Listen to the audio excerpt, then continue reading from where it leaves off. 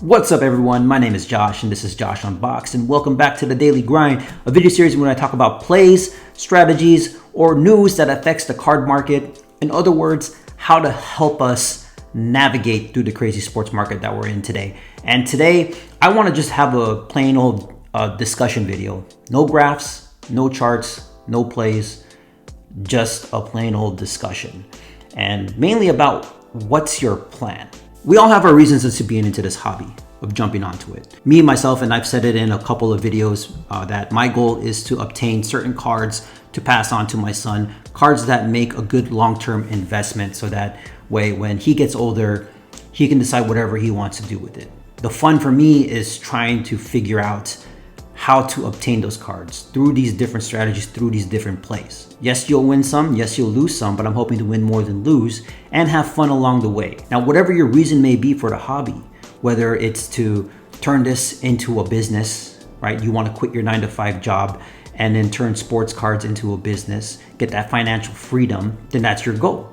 If you're in it just to purely collect and just get the cards that you like, you know, the whole collect what you like aspect of it, then that's your goal, that's your strategy, that's your play, that's your plan. Or if you're in it to just see sports cards as an alternative investment and just buying the most rare and expensive cards, that's if you have the capital to do that, then that's your play. That's like with these alt funds or people coming into the hobby with a lot of money and just buying up the rare iconic cards. That's what you see with like the Jordan Fleer 86 card, the Kobe Chrome PSA 10, the LeBron Chrome PSA 10. People are buying these cards because they see those things as iconic cards for a good long-term investment. Whatever your plan, whatever your goal is in the hobby, that's you, do you. What I hope to provide in this channel is not to tell you how to invest in your cards or what to do, basically, in terms of what your plan is. Right? Your plan is your plan. What I hope to provide is plays, strategies to allow you to fit that into your plans. Now, not everything that I talk about is gonna fit into your plans, and that's okay. It's whatever fits for you. If I can provide some value to help you fit into your plan, whether it's to make money and just flip, or to pay your bills, or to turn this into a business, or to buy those grail cards for the long haul.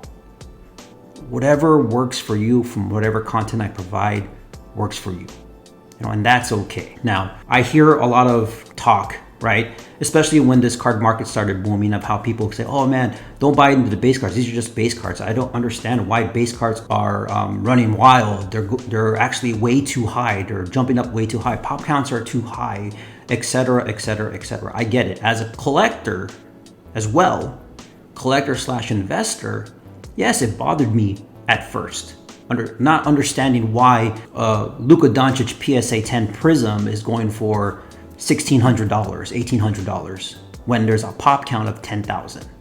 It didn't make sense to me at first, but I've come to accept that this is just the nature of the beast. The whole entire card market is very cyclical, and you'll see it from buying in the off season, selling before the season, buying before the hype, selling into the hype, the reactionary market based just off news and pictures. That's a part of the hobby now. Maybe it wasn't like that before, or maybe it was, but in a lesser degree, a lesser magnitude. I go on Instagram, I see guys with great collections, great cards, grail cards, and thinking to myself, man, I wish I could obtain those cards. And you see people picking up cards that are like thousands of dollars. In reality, I don't have that money. I have a mortgage to pay, I got kids, I got a family. I work a 9-to-5 job, car payments, what have you, student loans, 6-figure student loans. I don't have the excess capital to be buying into these cards. I don't have that extra money lying around to buy that Patrick Mahomes BGS 9 that I got the other weekend. I have to work for it. I have to buy and sell to be able to generate that capital to get those types of cards. But here's the question. Once you get that card, what's next? So for a lot of collectors, people who've been in this hobby for a long time, right? And they're telling you, buy what you like, collect what you like. The cards that you like will increase in value because if you like it, other people like it too. I believe the market is fueled by demand, right? And demand creates the hype, creates the rise in prices of a lot of these cards. And when you have a high demand, low supply, the prices increase. Basic economics, right? But sometimes we have to ask ourselves, how are these collectors able to attain these cards? Obviously, they've been collecting for a long time, right? So they bought in early, so to speak. For a lack of a better term, they bought in early on certain cards. And just this past year, those cards have risen exponentially. Now these guys are able to acquire particular cards that they've always wanted by selling off those cards that happen to 30x within the past year. So they sell it to take that profit and buy a Grail card or a Coffin card that they're gonna never let go of. But my question to them is, what's next? You obtained that Coffin card. What's next on your list of cards to obtain? Let's say you have another card to obtain, right?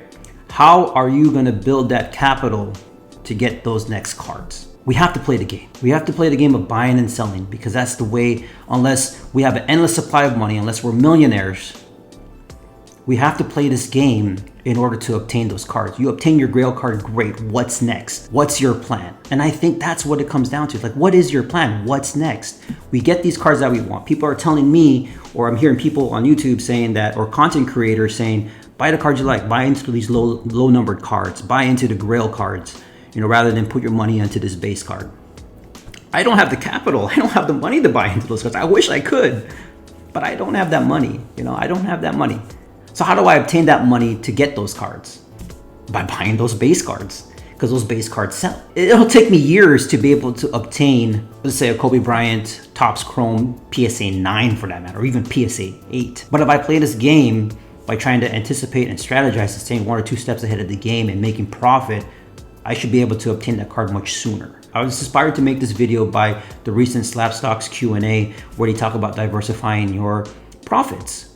It's true, right? You make the profits, now you diversify. And that's what we're seeing. And I think that's part of the reason why we're seeing this run up on a lot of these vintage cards, in particular those Jordans, Kobe's, and LeBrons, is because people have made a profit already. Certain people have made a profit, and they're using those profits to buy into these cards because they see them as a great long-term investment. But how they got there, they did exactly what everybody else is doing. Buying and selling, whether you buy raw and grade, or whether you buy a guy before the hype and sell at the hype, or whether you buy in the off season and sell before the season. However it is, you get that revenue, that cash flow to be able to purchase those cards is how you do it, is your plan. And that's just what I see. That's what I feel happens. Everything is cyclical. And the beauty of it is that we're not all on the same wavelength, and that's okay. Because there are times to buy, there are times to sell, but not everyone buys at the same time, not everyone sells at the same time. Because if everyone did, we'd be a flat line. Everyone's buying and selling at the same time. Nothing changes, there's no fluctuation in the market because everyone's following the current trends, or everyone's listening to each other saying, okay, I'm gonna buy it this time, I'm gonna sell it this time. People have their own viewpoints and their own strategies, and that's okay. Maybe that fits their plan. Maybe those are the things they like. You got people selling their basketball cards to buy into soccer because they feel like soccer is going to be a big boom. You got people selling their basketball cards to buy into baseball, and then pretty soon you're going to see people selling their baseball to buy into football. That's all part of the cyclical nature of the beast. That's how it rolls. And the sooner we come to accept that fact, the sooner that we realize that, the sooner it is that we're able to move on and make sound decisions in terms of our purchases. Yeah, I would love to buy those Grail cards. I have a list of Grail cards that I want, and I've talked about some of them before. But how do I get there? I get there by doing this. Whatever your goal is, that's your goal.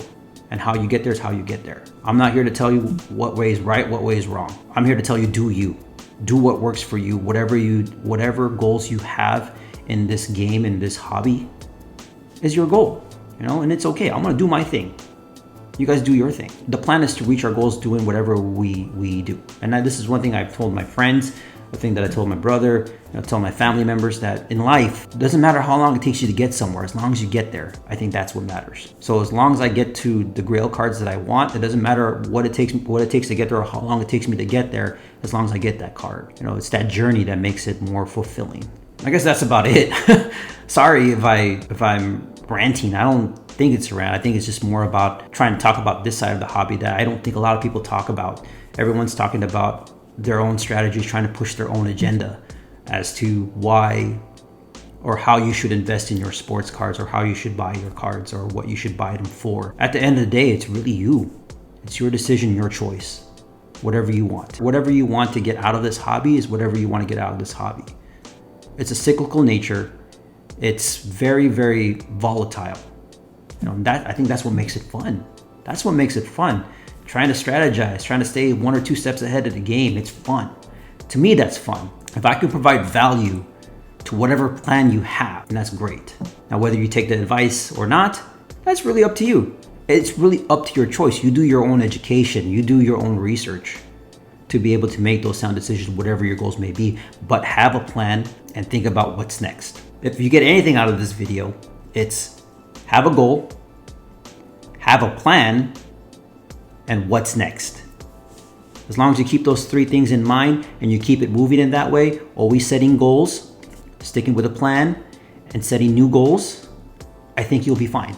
You'll do well in this sports card market, in the hobby. Whether you're a collector, investor, flipper, you'll do well. Find your lane. And with that being said, my name is Josh, and I'll see you guys in the next video later.